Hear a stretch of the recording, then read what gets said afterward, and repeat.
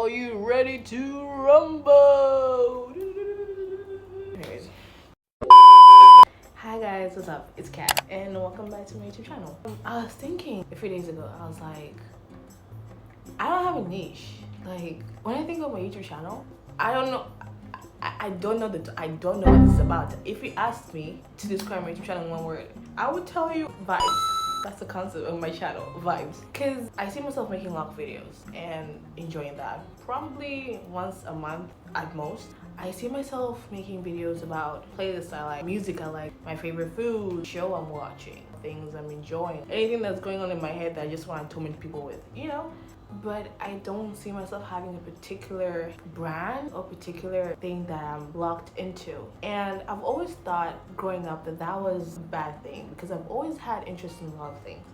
I've always had a lot of hobbies, a lot of passions. I never really zeroed in one thing. I liked art, I liked dancing, I liked singing, I liked painting. I liked the most randomest things and I enjoyed it. But at the same time, because I was talented in several things, I never really zeroed in one thing, and instead I would just spread myself thin trying to be good at everything. And I end up, well, not being good at anything. And that's something that's actually kind of tormented me growing up, not gonna lie. Because I realized at a certain point that I was indecisive and I didn't know what I wanted. I just knew I liked a lot of things. So even right now, when you tell me a career choice I wanna pick, I don't know.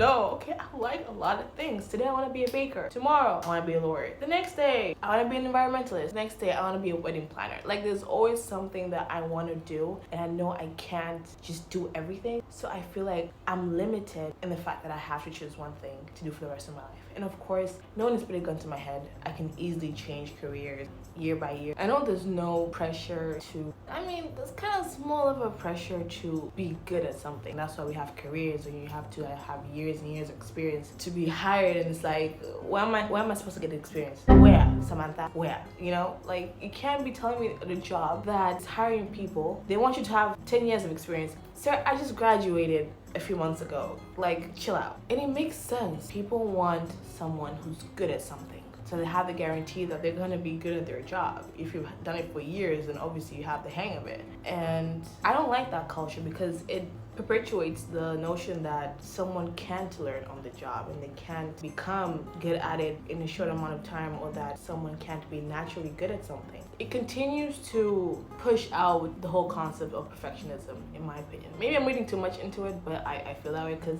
I'm also a perfectionist and it's not that easy. It's tough. It's not easy, especially being indecisive and a perfectionist. Now I want to be good at everything, and it's like, it's not possible. It's not. Newsflash. Sorry to find this way, but you can't be good at everything, and that pisses me off. So now I'm mad that I'm not as good as I want to be and everything. And maybe I would be as good as I want to be if I did put in the amount of effort that I should in getting better at said things. But what do I want to put my focus on? That's the question. Because I have a lot of things I like.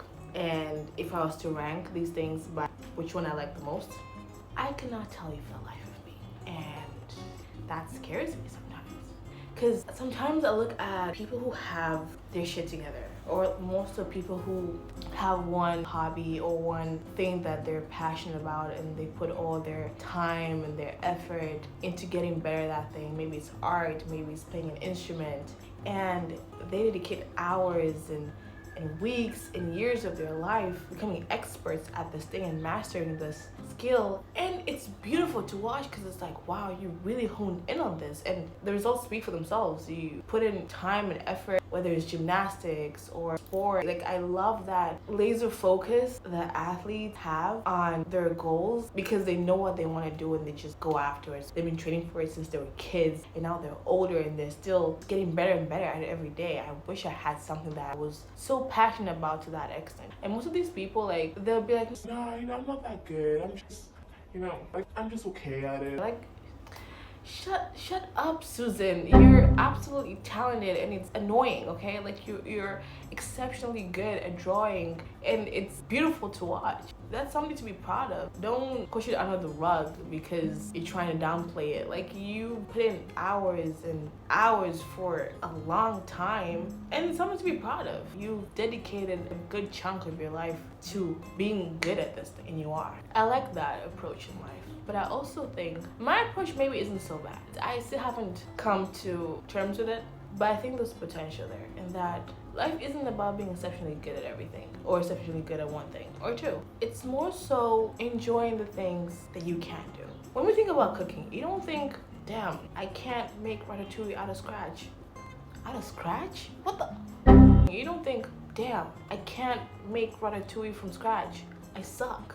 No, you think, I mean, I can make something for myself right now. I can whip something real quick, and I like my cooking. I can always learn more, but you do it because it's just something you do, because you gotta eat or you're gonna starve. So you don't really put any expectations to your cooking skills, because it's like, I can always get better and I'll always do it because you're gonna always cook. So you being exceptionally good at it is not a factor. It's just I could if I wanted to. It's something you do because you can. So why then shouldn't we take other skills and hobbies in the same level? Sing because you can, not because you're great at it. You don't have to have Halle Bailey level singing skills to be able to sing. The fact that you can just sing on beat is enough. Isn't that enough to just enjoy and have a good time with? Is it necessary that we should be masters of everything we do? I don't know. And I'm not saying this to discredit those who are masters of what they do. No, that's good. I'm just saying for those who don't have anything they're exceptionally good at, that's okay. You can do something even at a mediocre level. It's still impressive because you can still do it. I have an uncle who can't sing on beat to save his life. He does not know the concept of rhythm and a metronome, and that's okay because he still sings. So how about me who can't sing on beat? I'm not good at it, but the fact that I can and that it's fun to do here and there shouldn't push me to want to be exceptional at it for me to be able to do it in front of others or to be able to share with other people. You can still share that gift, that mediocre talent, and have a good time with it, because that's the point of life, to enjoy, to do things not because you're good at them but because you can, to do things mediocre. I'm not saying we should aim at being mediocre. Please no, I'm a perfectionist. Even saying that makes me wanna but it's something that I need to come to terms with, that mediocre sometimes isn't so bad. It just means you're having a good time. It just means you're living life. And if in the process you become exceptionally good at something, great. If you become slightly good at it, great. But don't put pressure on yourself to fit into a box, to be perfect at everything you do. I think that's the issue with that generation as well. We want to define ourselves so badly that we fit ourselves in boxes, in aesthetics, in niches, in one thing. Like, oh, I like this music genre, so that means that I'm a rock head, or I like this and that. We want to diminish ourselves so much into a small thing that we forget that we're multifaceted. We're multidimensional beings. We don't have one interest. We don't have one personality trait. We don't have one like. We don't have one passion or hobby. We have lots of things that we love to do, that we can do, that we could do. We have lots of options that we could employ, and we should never limit ourselves to one thing because we want to define ourselves so badly. Maybe you're just human. Maybe you're not a cottage core princess.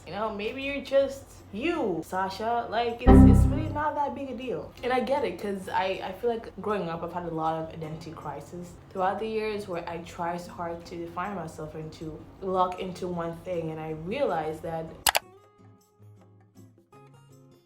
I'm more than one thing. I'm gonna change throughout the years and like different things, and that's okay. Maybe who we are as humans is just inconsistently consistent. And maybe that's our defining trait. And I think that should be okay. And that's all I have for us today. So, yippee yippee you. I'm about to film another video in a second, so stay tuned, little folks. Anyways, that's it for me today. I hope you guys enjoyed the video. Give it a thumbs up if you enjoyed it, and subscribe to this channel if you haven't. Thank you so much for watching up to this point. I love you guys so much, and I'll see you guys next week.